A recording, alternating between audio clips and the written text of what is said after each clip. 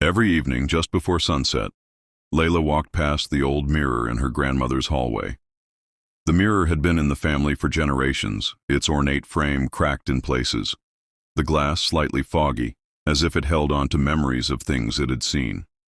Layla had always avoided looking into it too long. It wasn't fear, exactly, it was more like instinct. The kind that brushes cold fingers down your neck and makes you turn the lights on a little sooner. But one evening, while house-sitting for her grandmother, curiosity won. The house was silent except for the ticking clock and the low hum of the heater.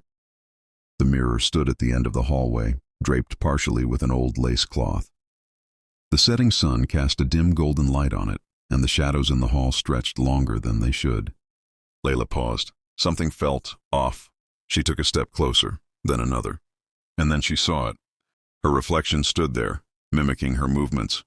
At first. But then it didn't. Layla froze. Her own image stared back at her with a crooked smile, one she wasn't making. The reflection lifted its hand and waved slowly. Layla stumbled back, heart pounding. She blinked, and the mirror showed only her again normal, expressionless.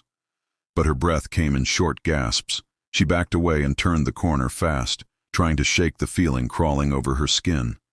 That night the dream started. In her sleep she wandered the hallway again. The mirror was uncovered. This time her reflection didn't wait. It stepped out.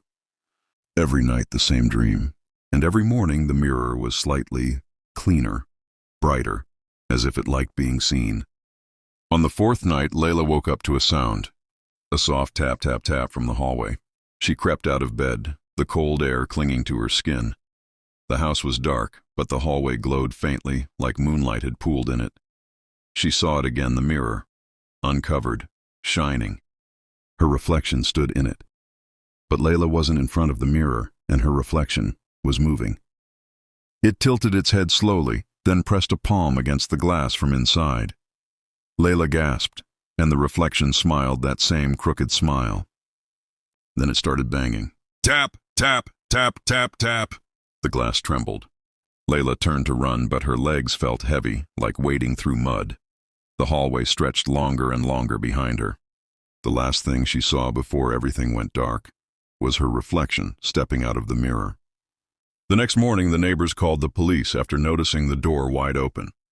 No one found Layla, but her grandmother swears sometimes, when the hallway is quiet, you can still see her in the mirror. And she's smiling.